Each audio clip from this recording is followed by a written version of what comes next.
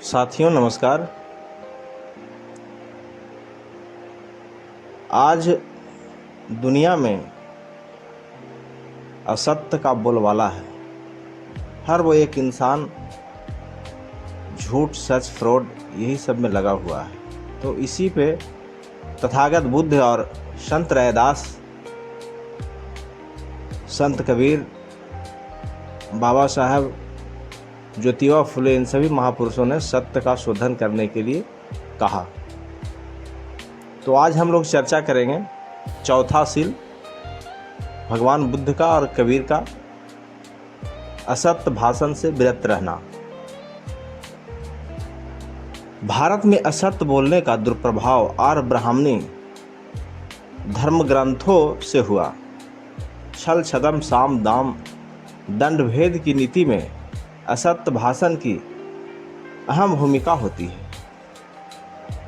महाभारत में कृष्ण युद्ध स्थल पर पांडव पुत्रों के साथ है।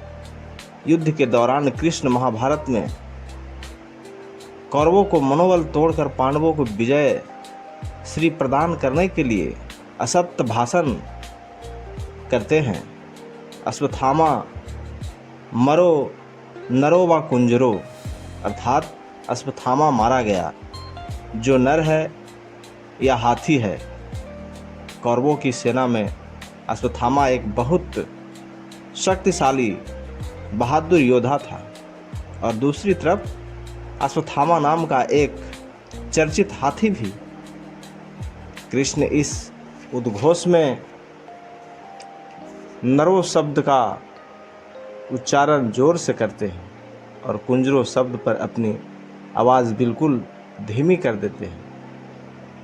लोगों की स्पष्ट रूप से नरो सुनाई देता है, कुंजरो नहीं। कौरव सेना मान बैठती है कि उसकी सेना का बहादुर सेनापति अश्वत्थामा मारा गया।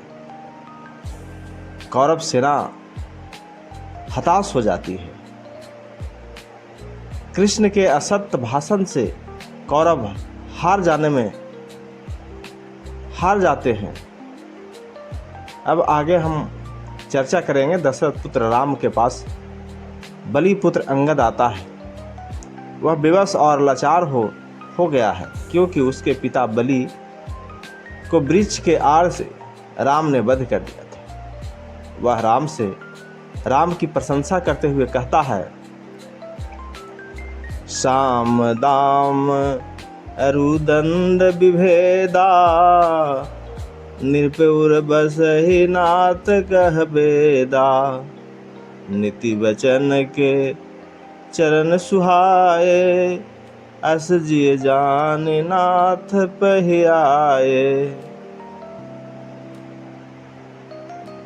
अर्थात साम, दाम, दंड और भेद के नीति वचन के चार चरण हैं, जो हर राजा के हृदय में बसते हैं। ऐसा वेद कहते हैं। हे नाथ, भगवान राम नीति वचन से ये चारों चरण आप में विद्वान हैं, रावण में नहीं। इसलिए मैं आपकी शरण में आया हूँ। राम इन्हीं साम, दाम, दंड भेद की नीति से बलि का वध, शंभुक ऋषि का वध तथा रावण का वध करते हैं। यदि तथाकथित भगवान ही झूठे और फरेबी होंगे, फिर उनमें आस्था रखने वाले लोग भला सच्चे कैसे हो सकते हैं। मनु ने जो मनु स्मृति के अध्याय 8 श्लोक संख्या 104 में झूठ बोलने का धर्मादेश जारी किया है। मनु के अनुसार सत्य बोलने से यदि ब्राह्मण, क्षत्रिय, वैश्य का हनन होता है तो असत्य सत्य से उत्तम है। आर्य ब्राह्मणी सामाजिक व्यवस्था कि जैसे विचार वैसे ही व्यवहार समाज में परिलक्षित होता है। कबीर ने जब आर्य ब्राह्मणी व्यवस्था से निर्मित समाज को देखा तो उन्होंने समाज के मिथ्याचार से निजात दिलाने के लिए लोगों को संदेश दिया। कबीर अपने समाज जीवन में झूठ और असत्य दोनों के परिणाम देखे। झूठ सत्य एक साथ नहीं चल सकते, किंतु कबीर देखते हैं कि जिस सत्य में शेर जैसी ताकत है। उसे झूठ निगलता जा रहा है। वह अपने संदेश के माध्यम से आश्चर्य व्यक्त करते हैं और कहते हैं, मूस बिलाई एक संग कहूँ कैसे रह जाए, अचरज एक देखो हो संतो हस्ती सिंह ही खाए। अर्थात कबीर साहब कहते हैं कि हे संतो, चूहे और बिल्ली एक साथ कैसे रह सकते हैं? बिल्ली अवश्य चूहे को खाएगी। संतो जरा देखो, कैसी अचरज की बात है कि हाथी सिंह को खा रहा है। अर्थात झूठ सच को निगलता जा रहा है। इन सब अंधविश्वास और आडंबरों को देख करके कबीर साहब कहते हैं कि साचे कोई न पतियाई, झूठे जग पतियाए, 5 टका की घोपटी 7 टके बिक जाए। कबीर साहब का कथन है, कबीर साहब कह रहे हैं कि हे आदमी, सच्चे आदमी पर कोई विश्वास नहीं करता और झूठ पर सारी दुनिया विश्वास करती है। झूठे बनिए के झूठे बोल के कारण 5 टके की धोती 7 टके में बिक जाती है।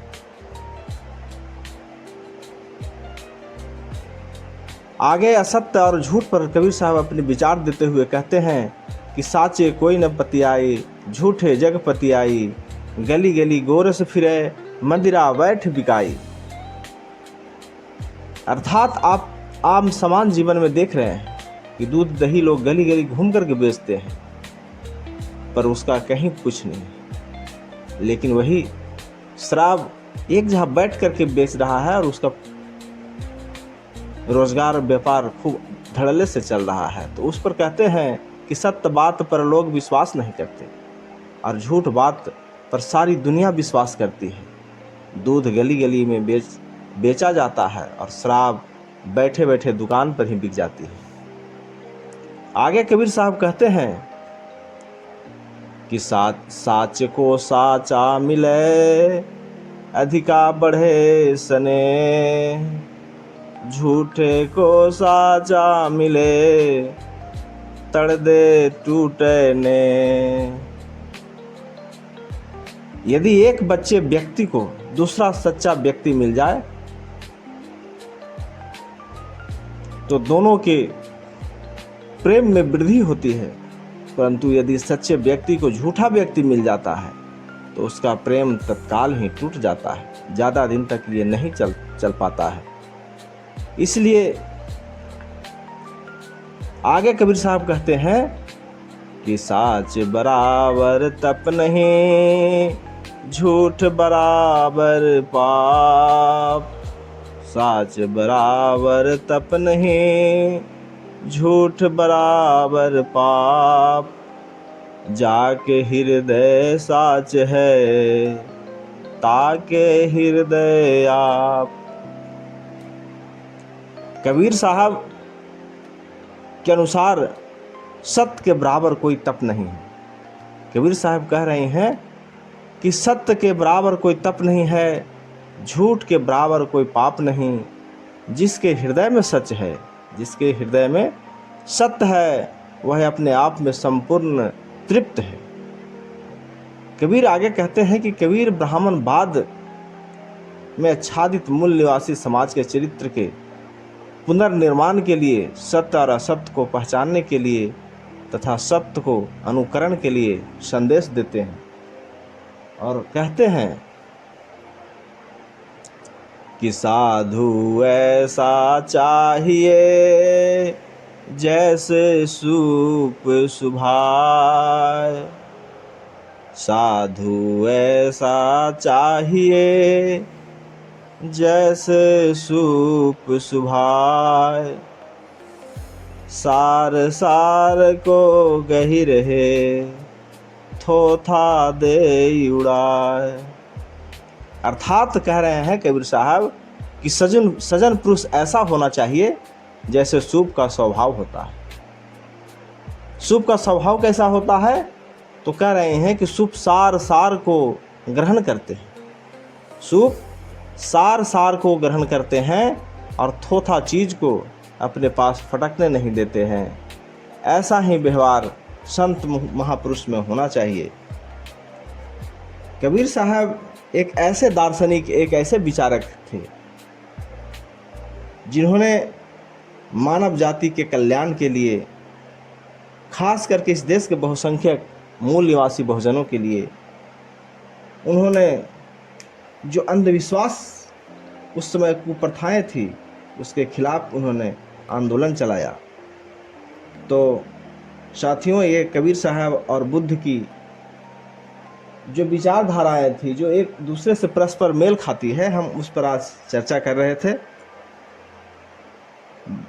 बुद्ध का पांचवा सील, चौथा सील, और आगे हम आपको फिर नए चर्चा में बुद्ध का पांचवा सील, मद्यपान एवं नशीले पदार्थ से विरत रहने की जो शिक्षा उन्होंने दिया है, उस पर हम बात करेंगे।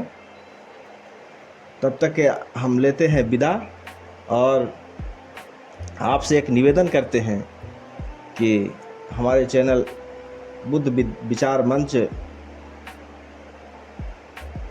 को सब्सक्राइब करेंगे, उसे लाइक करें, कमेंट करें और शेयर करें। अगर जो ये विचार आपको अच्छा लगे तो चैनल को हमारे सब्सक्राइब करके सपोर्ट करें।